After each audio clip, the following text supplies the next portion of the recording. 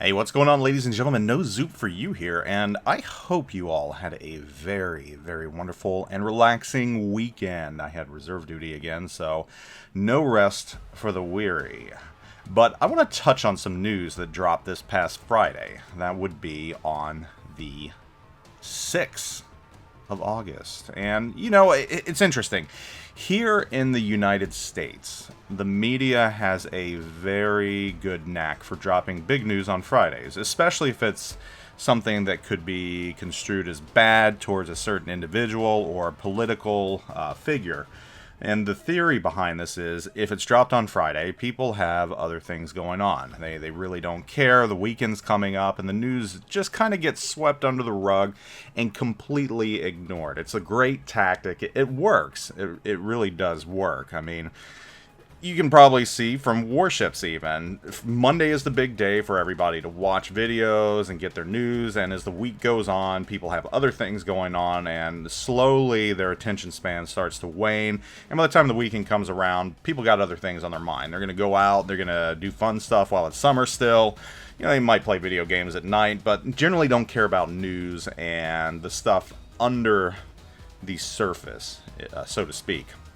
So Wargaming dropped this huge news for 10.7, and it's more changes to submarines. And I already covered some of the changes they were doing. In my opinion, that those changes show that submarines are definitely not ready to be in the game, despite being worked on for the past 2 years. And Wargaming is just having significant issues making them work, though they are going to try and make them work regardless whether or not they actually do, because they've come this far. And once you've come this far and devoted so much time, so much money, you can't give up. You can't go back. And we saw that with the carrier rework. I mean, they're never going to go back to what was in place before, despite, you could have 90% of the players wanting it, and they're not going to go back because that would admit failure. And you can't look weak in front of the player base.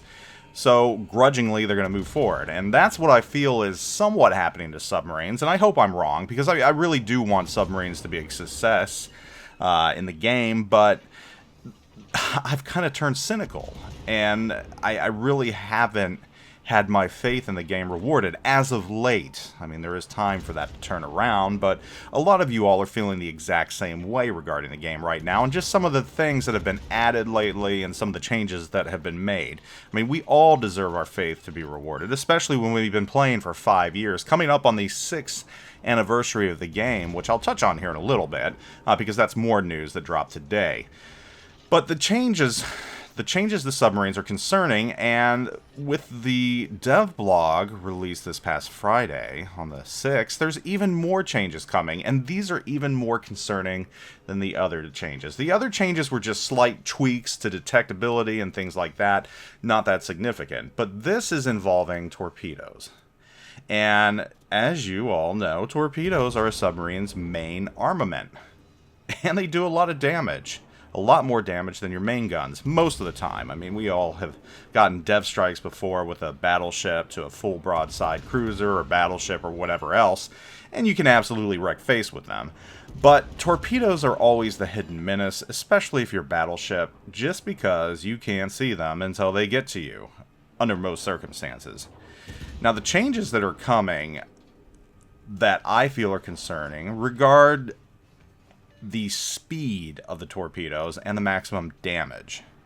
And I'm going to cover those for each of these ship classes, and I say ship again, but it's really a boat.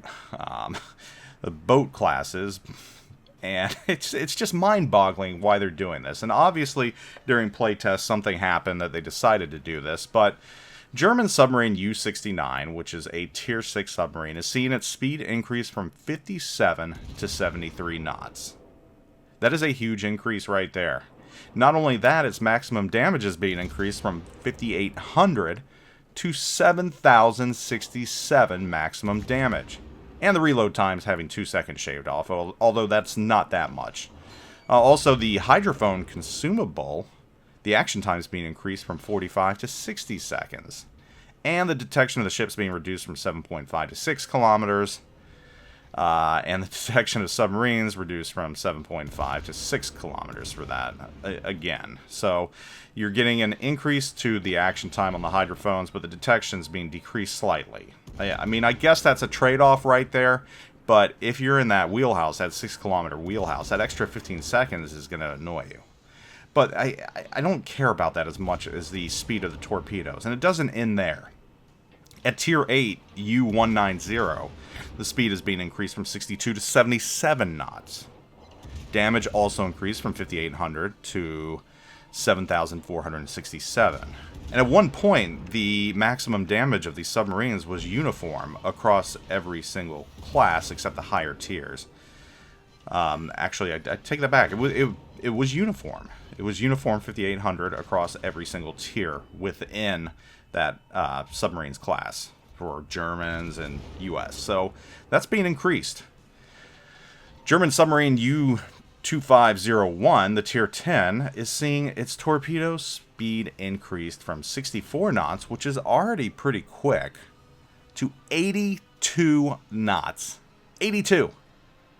With a maximum damage of 7,700. 82-knot torpedoes. There is no escape from these if you get locked on. If you're a slower-moving battleship, think maybe USS Vermont, you're going to be in some trouble right there because there's not going to be much you can do to evade it. And remember, these torpedoes do lock on and have minimal homing capacity, and that's when they do the most damage. So those are the changes for the German submarines. Let's look at the American submarines. This is where things get even more crazy. The Tier 6 Cachalot. Torpedo speed increased from 66 to 82 knots. So 82 knots right there at Tier 6. You've got the speed of the German submarines Tier 10. 82 knot torpedoes at Tier 6. Maximum damage of 7,833. And the reload time has been reduced from 52 to 50 seconds. So, I don't know what's going on here. I don't know if this is a misprint. I'm really hoping they typed up something wrong, but it's not looking like it. Let's just continue on this lunacy right here. Moving on to the Tier 8 Salmon. Torpedo speed has been increased from 68 to 86 knots. Let that sink in. 86 knots. Maximum damage, again, moved from 6,500 to 7,833. The maximum damage, unlike German submarines, is uniform across every tier of USN submarines. And that was what I was trying to stammer through when I was talking about the German subs. I had the submarines flipped around. It's the US subs where it's uniform across all the tiers. So that's a big increase right there, but it's nowhere near the 19-knot increase that the Tier 10 Baleo gets. Or as the British like to call it, the Balao. But it is Baleo here for us rough around the edges Americans. The speed has been increased from 70 to 89 knots. 70 to 89 knots. 89 knots! I don't think there's anything fast in the game. Is that at least? I mean, what? I think some of your slower, your ferry swordfishes fly 89 knots. Your torpedoes are as fast as airplanes. I mean, what in God's name is going on right now? Why? And again, the damage, 6,500 to 7,833. Of course, we don't know how effective these are going to be.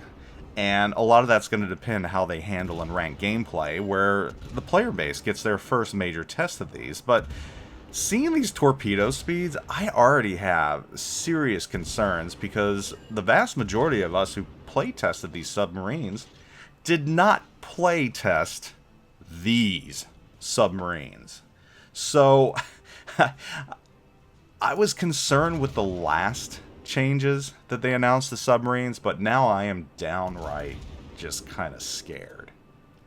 So I'm not going to dwell on that. There's been a lot of other stuff coming out. The summer sale, which, needless to say, I wouldn't spend money on if it was me, but I'm not going to stop you all if you have disposable income from spending money on. Just know that it's nowhere near like their previous sales, and in my opinion, not worth it. But I don't want to talk too much about that because that's been beaten in the ground by everyone else. Super Test 10.8 is the 6th World of Warships birthday. Hard to believe 6 years have gone by, and that should be right around October, I would imagine, because October was when the game went gold. I know I was there back during the Let's Sail event in San Francisco, and it was a blast. It was a great event, but I was there, Gandalf. I was there in the beginning when the game went gold. But they're going to be celebrating that. There's birthday tokens that you can get, and there's special missions.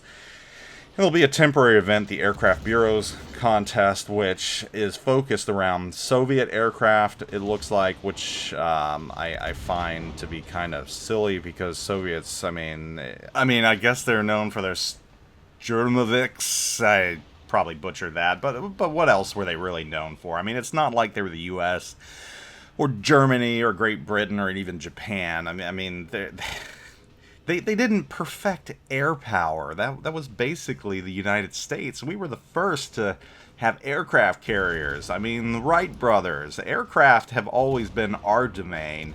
I mean, we perfected it during World War II with the Mustang. Granted, Great Britain and Germany had some great airplanes, and so did Japan for a time with the Zero, but no, that's our domain. Germany is kind of like second tier, if not even third tier. So, you know, it says, based on the history of the development of naval aviation and various experimental design bureaus of the USSR that developed military machinery for the Soviet Navy. Guys, come on, you're making history up again. Come on, I know you have national pride and everything, but, thinking you all were the ones... Alright, whatever. I'm not going to go into it. I'm just not. So that's another thing coming. I'm sure there'll be rewards. And this is probably in line with the aircraft carriers coming out. Because you got some Pobeda camouflage and everything. But, you know, I don't know. There's also a new temporary game mode coming called Convoy. Revolves around escorting transport ships. I've been asking for something like this for God knows how long. Probably like 3, 4, probably since the beginning of the game, going gold. It's going to be 7v7 with tier 8s. I mean, how did it take this long to get a new game mode like this in here? In a World War II game for naval battles where transports were like the main thing that we did. Convoy escorts. I mean, come on now. At least it's here. I mean, it took a little longer than I thought it would. Not much else going on. New commanders added to the game for Soviet Union. Peter Gradov. I'm sure he'll have some amazing talent that heals his ship back to full health or something. Some BS like that. I don't know. Anyhow, that's the big news. I mean, really the big news was Friday. Kind of slipped in under the radar. Those torpedoes, fast as airplanes. But I want to know your thoughts about submarines right now. I want to know what you're thinking with all these changes. What's going on in your mind? I told you what's going on in mine. I'll catch you all later. Zoop out.